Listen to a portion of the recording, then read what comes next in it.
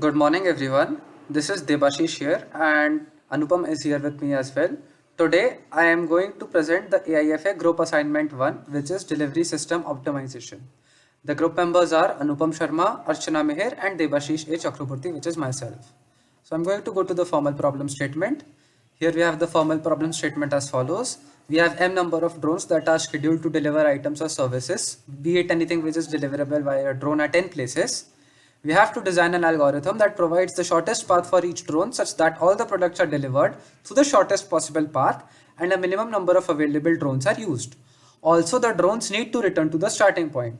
Here we have given the preference to using the minimum number of available drones. Now input. The destinations are provided through the points of a Cartesian coordinate system and the origin is fixed at the starting place of all drones, which is represented by S. Output. The output is given via an array of destinations like PI, PJ and PK, which indicates that a drone travels from S to PI to PJ and back to PK and back to S. Also, it is assumed that the drones have sufficient amount of battery to reach any three destinations. The quantity optimized here is the path. Now I am going to hand over to Anupam for the presentation. Hello, I am Anupam. Start. Hello, I am Anupam. I will be explaining the modeling and the algorithm for our project. So here the set A is drones, set B represents destinations, D, PI, PJ is the distance between PI, PJ, S is the starting point, PI arrow PJ represents drone traveling from PI to PJ. These are the coordinates of our destinations in Cartesian plane. Our program will automatically sort these destinations in increasing order of distance from S. This is the set path. The path 1 means the path traveled by drone A1. The basic constant of our algorithm is DSPJ minus PIPJ. It tells us whether it is more profitable to go to PJ from PI or it is more profitable to go to PJ from S starting point. Based on the values of this constant for each possible PI PJ, we will create a 2D array. So this is our 2D array and which is called constant table. The values in the green are PJ and in orange are PI. Now I will explain the algorithm with the help of an example. So our algorithm will try to reach the farmost point in the shortest possible way. So these are our sample destinations and this is our constant table. This is the plot of our destinations and the origin. Now we will pick the farmost point, which is P6, and we will look into the constant table. This is the column P6 and there are two positive values, which is P2 and P6. But we cannot choose P6 as a child node cannot be same as its parent node. So we will pick P2 and now we will go to column P2 and there the positive values are P2 and only P2. So again, for the same reason, which is the child node cannot be the same as parent node, we cannot choose P2. And as there are no more positive values, we will pick the starting node as the child of P2. So our path 1 will be S, P1, P5, S. In the same way, uh, we will repeat this process by removing the P2 and P6 from the our search. As there are no more positive values, we will pick starting point S as the child node of P2. So our path 1 will be S, P2, P6, S. In the same way, we will remove P2 and P6 from the search space and create a new constant table, and then we will repeat these steps to find the part to find part 2, part 3 and part 4. Thank you. Explain the code of the program. So as you can see here, you can get the code by clicking on this link, or you can also get the code from double clicking on this icon. Now, our code has some basic functions, and here I have explained in detail all the basic functions of the code.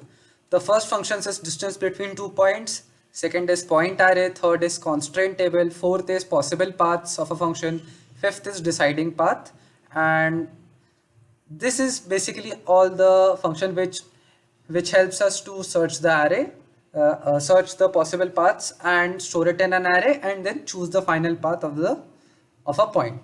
Now let me go to the code. Here is the main code. Now the function distance between 2 points takes input as 2 points p1 and p2, and it returns the distance between p1 and p2. Now the function point array, it is basically the input function of the program. It asks the user to input the number of points in the form of Cartesian coordinate system, and then it sorts the point in increasing order of their distance from the origin, and then returns an array of points. Now the function constraint table takes the destination as input, and it creates the constraint table for the given destination set. Now the functions plot point, here the functions plot point and the functions plot line are basically a function of the matplotlib.pyplot, which help us to plot the destinations and their paths.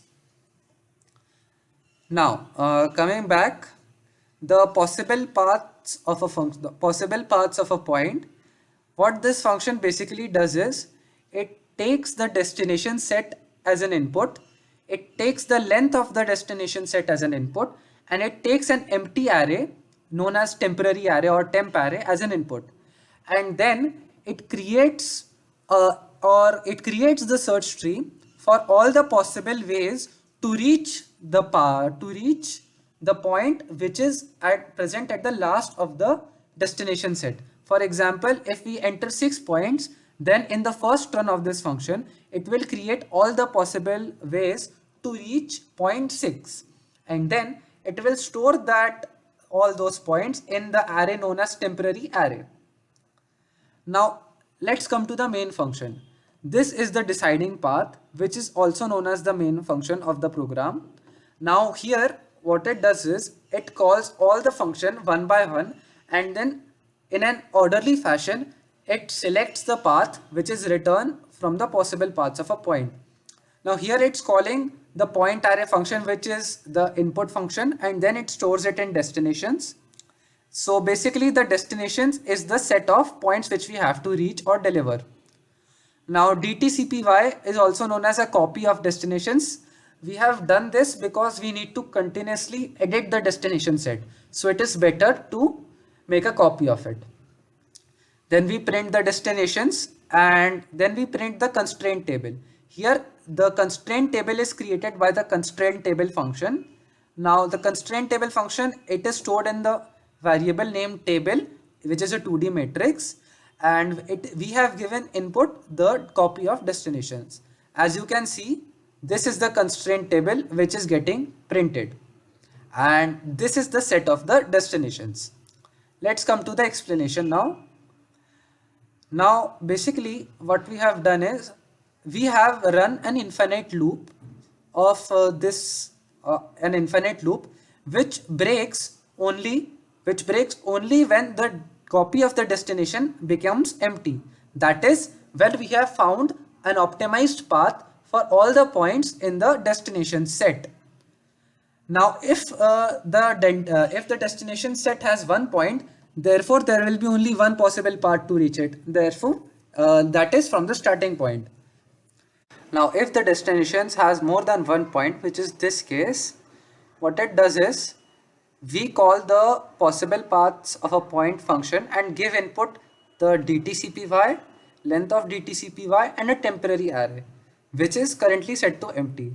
Now what this possible path of a point function does is it modifies the temporary array such that temporary array contains all the possible paths to reach the last point of DTCPY. For example, let us take an example. If we have points P1, P2, P3, P4, P5, for example, if we have points P1, P1, P2, P3, P4, P5. These are the points. Then, for example, we create a constraint table and the possible paths of a function modifies the temporary array like this, which means that there are two possible paths to reach point number 5, which is the last point of DTCPY. Okay, the first path is P1 to P2 to P5, in which case the distance traveled is D1, and another possible path is P4 to P3 to P5, and the distance traveled is P2. Now it modifies the temporary array, and the role of this function ends here. Now what we do is, we, after calling this possible paths function, okay, we set distance to infinity, and then we for each possible path in the temporary array, we check which has the shortest distance and the maximum number of points reached. For example, this part can also have 2 points and destinations, and 1 point and the destinations, but we have to check the path which has 3 points and the least distance. So we will check between D1 and D2 which is smaller. Suppose in here we will check which is smaller, D1 or D2. It will run in a loop for all the possible paths, and it will store the minimum path in D. It will store the minimum path in D, and it will store the index of that possible path in D, in S. Okay. Now, for example, if D1 is less than D2, then D equals to D1, and then S equals to 0. So since if D1 is less than D2, then D is stored in D1 and S is stored in, and 0 is stored in S, because this is the first path and it has index 0, so it will get stored. Now after we have found the shortest distance, we will append that path to the array named path, which was currently set to empty. Here it is currently set to empty, and after finding the shortest path, we will append it, and then we will remove the points P1, P2 and P5 from the destinations.copy set.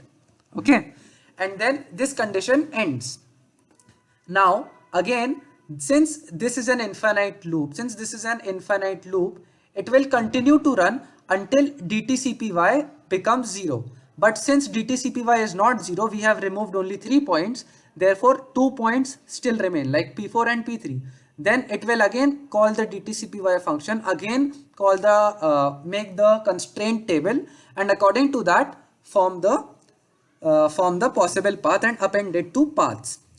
Now in that way, the shortest path gets appended. Now here we are calling the destinations. We are assigning destinations equals deciding path, because deciding path returns destinations, and then we are printing the path.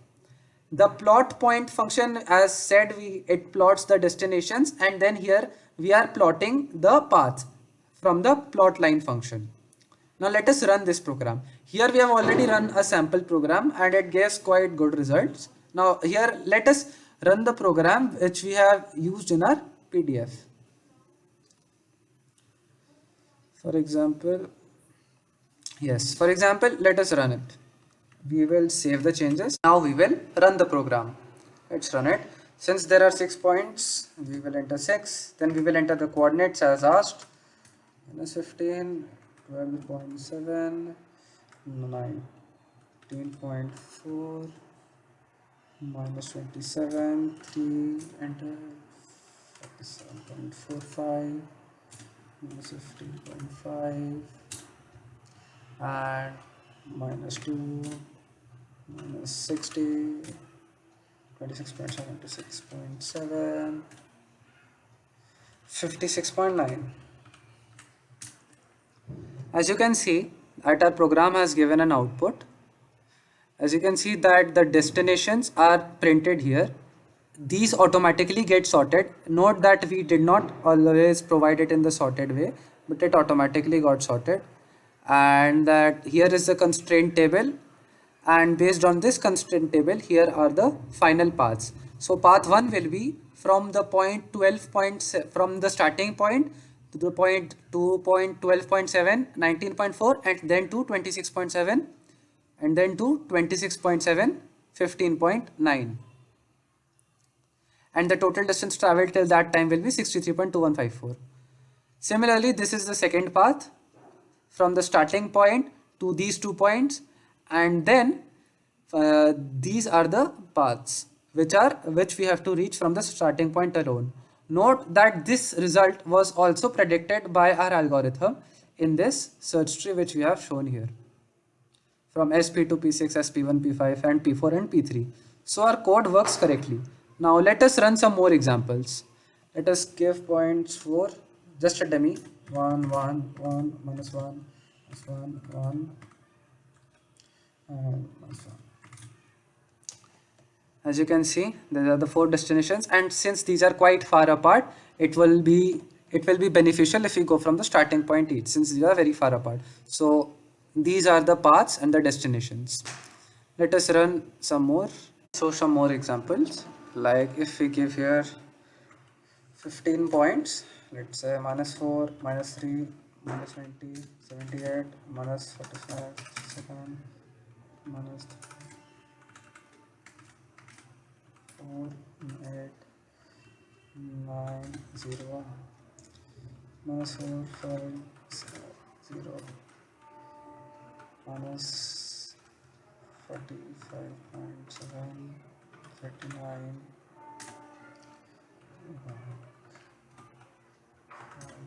8, 9, minus.